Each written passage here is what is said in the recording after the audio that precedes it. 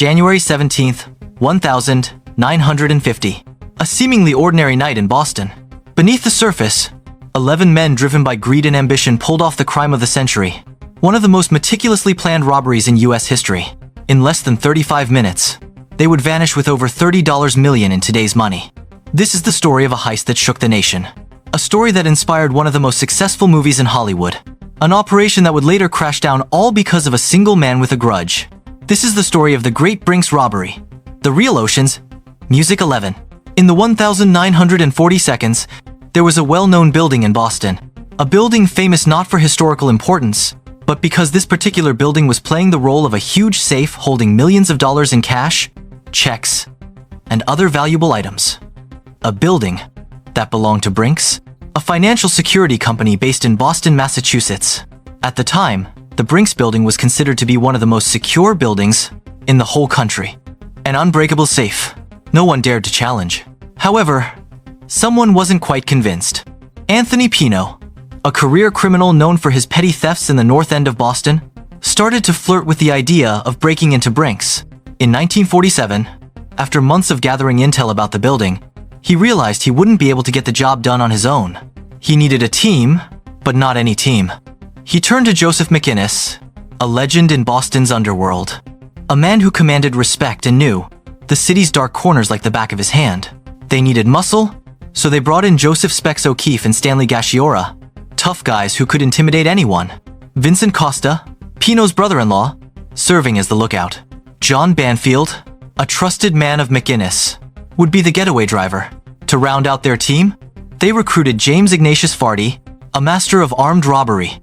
With the addition of Adolph Maffei, Michael Vincent Keegan, Thomas Francis Richardson, and Henry Baker, 11 men, each with their own skills and motivations, united by a shared hunger for a fortune that seemed impossible to obtain.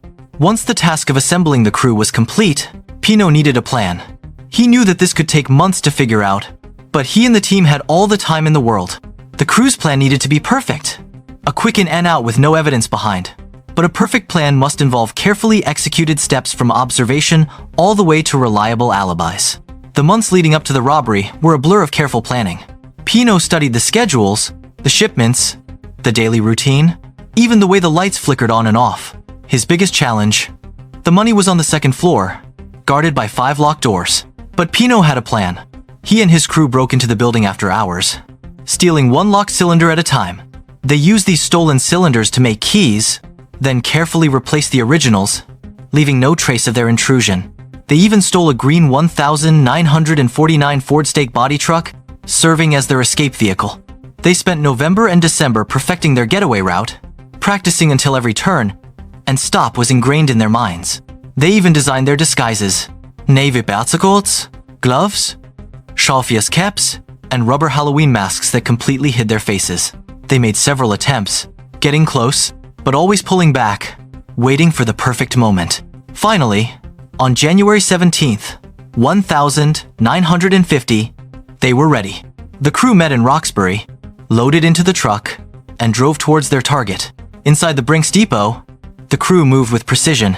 They forced the employees to the ground, tied their hands, and taped their mouths shut. In just 35 minutes, they had emptied the vault, filling bags with $1.5 million in cash. They vanished into the night following their carefully planned escape route. Costa fled in a stolen sedan. Gigan established his alibi. Pino and Firet quickly disappeared to create their own, and Banfield disposed of the truck, leaving no trace of their crime. They had pulled off the perfect heist. Or so they thought. The federal statute of limitations was just 3 years, but the state statute was 6. If they could just outlast that 6-year window, the money would be theirs, and they could never be brought to justice. The clock was ticking. The sirens went off, and within minutes of the robbery, police officers and FBI special agents descended upon the Brinks building, but they were met with a chilling silence. The terrified employees couldn't offer any useful information. They said the robbers were professionals. Their movements were studied and almost robotic. They spoke very little, only leaving behind a mask, tape, and one discarded hat.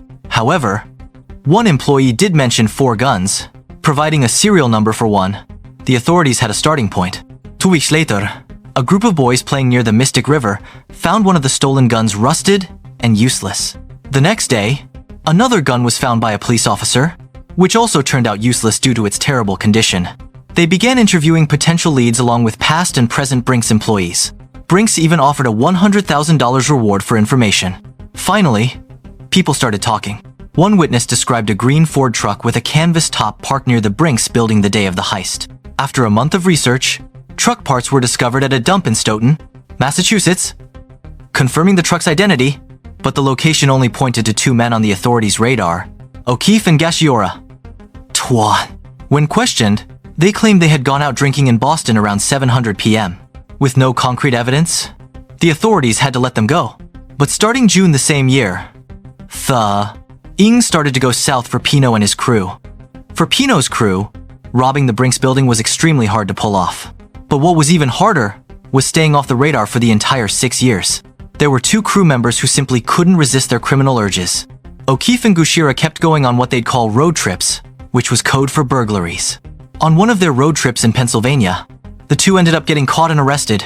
O'Keefe was sentenced to 3 years, and Guiro was facing 5 to 20 years in prison. While they served their time, the FBI started noticing a bizarre pattern. The two weren't writing back to their families. However, they were writing to a group of men back in Boston, asking them to support their legal defense fund. This group included Pino, Makines, Mappy, and Baker. The same group questioned the following weeks of the robbery are now writing to each other several months later. Authorities knew something was off. They immediately brought back the group for further questioning. Pino claimed he had been at home until about 7 p.m. before heading to a nearby liquor store owned by none other than Joseph McInnes, a story confirmed by a Boston police officer who was present at the store. Maffei could not provide an alibi, but Baker insisted he was at home having dinner with his family before leaving at 7 p.m. for a 2-hour walk, during which he claimed he encountered no one. Armed robbery specialist James Farrad claimed to have been out drinking between 5:10 p.m. and 7:45 p.m. John Banfield said he had been drunk since New Year's Eve. Yet, an ex-girlfriend reported seeing him stone-cold sober on the night of the heist. If you haven't noticed, there's a clear pattern. Around 7 p.m., each suspect had independently decided to change locations, making their whereabouts murky during the critical window of 7 to 10 p.m. to 7:27 p.m., the exact time of the heist. In prison, O'Keefe and Gushira remained calm, revealing nothing to anyone. On November 25th, 1952, a federal grand jury convened to examine the case. As the federal statute of limitations was rapidly approaching its end, authorities hoped this grand jury would elicit information from witnesses or the suspects themselves. But the jury had nothing of concrete to work with. By January 1953, 3 years after the heist, the jury concluded there wasn't enough evidence to arrest anyone. Pino's crew were safe, but they still had 3 more years to go. 3 years felt like 3 decades for the crew. Over the next year, O'Keefe would go in and out of jail. Each time he contacted the same group of men, pressuring them for financial help. Each time, the men grew more and more sour. The air in Boston was thick with tension. March 1954 marked O'Keefe's return, and he wasted no time reuniting with the other suspects. 2 months later, O'Keefe with a partner in tow pulled an inexplicable move. They kidnapped Pino's brother-in-law, Costa, holding him captive in a hotel room. 2 days later, following the payment of the ransom, they let Costa go. During police interviews, everyone claimed ignorance, but one thing was crystal clear. O'Keefe had become a liability, and he needed to be dealt with. On June 5, 1954, O'Keefe found himself at the center of his first assassination attempt. A suspicious car approached. Sensing danger, he instinctively slouched in his seat, narrowly dodging bullets that shattered the windshield. This was just the beginning.